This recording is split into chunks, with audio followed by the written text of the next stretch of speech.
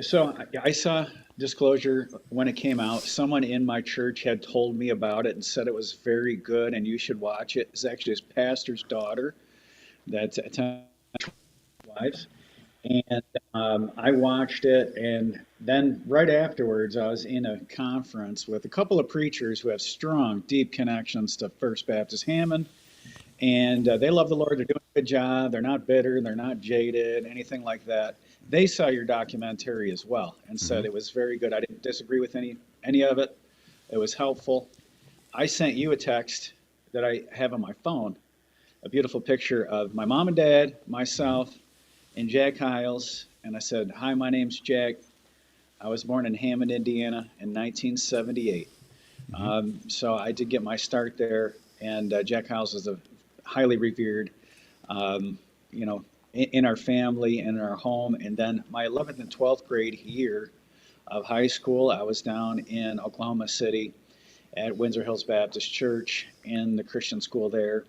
And I did, I think, like about a semester and a half at Oklahoma Baptist College. So I am familiar with both ministries, ministry models, and things that were talked about in your film. Yeah. Well, I'm And pulling up. I can affirm the different things that were in there. Um, Also, I want to thank the pastors who were on that film Yeah. because, I told you, hey, as a pastor, doing something like that, you really don't have anything to gain. I think that your only motivation could be is you're trying to help people, Hmm. and you're going to get some flack for it. I understand, Spencer, that you had a lot of guys lined up that bailed last minute, Oh, yeah. That's very true. Yes. and I can understand why, honestly. Yeah. You Well. put yourself out on the line when you're addressing a certain situation.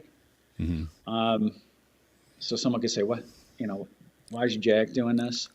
Um, I have a burden. One of the verses that really was impressed upon me Hmm. by the Lord was the maniac of Gadara.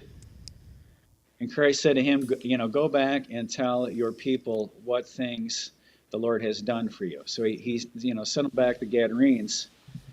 And so my generation, you know, who grew up in the 80s and grew up in the 90s and that style of fundamentalism, I have conversations with them all the time, and they're trying to rationalize, and some have deconstructed the faith, left the faith. Others have gone to other different churches that are not independent, are not fundamental, are not Baptist, because they, in their minds, it's a broad brush. This is how it's all done. So I want to help people. Let me ask you this, Spencer. Hmm. Who do you think is the main audience or who is interested in the film Disclosure in particular?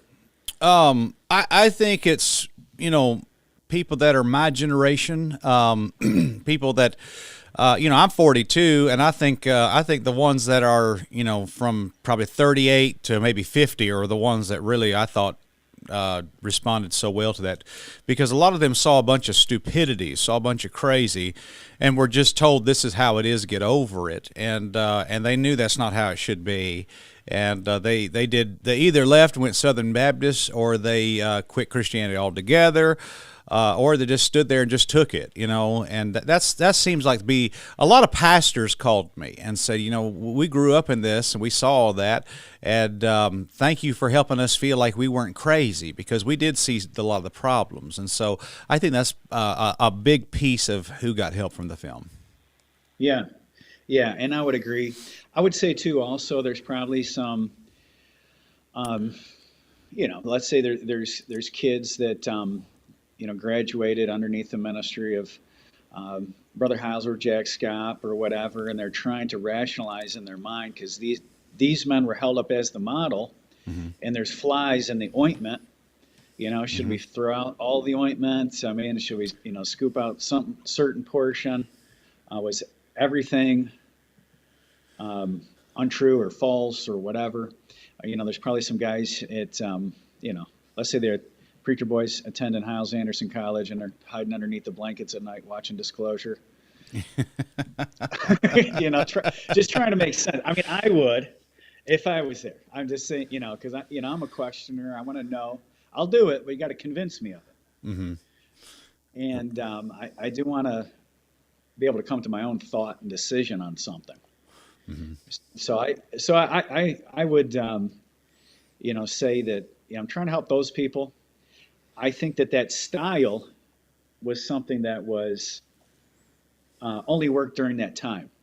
Like if you watch those ministries now, it's kind of like the old footage. It's kind Mm-hmm. of like watching the Lawrence Welk show. Remember Lawrence Welk? Yeah.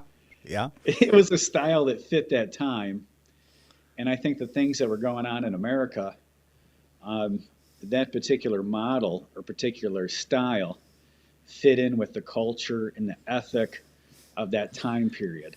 It would not work today. Mm, yeah. Yeah. You said something in your film about the internet and social media being the great equalizer. Mm-hmm. It is.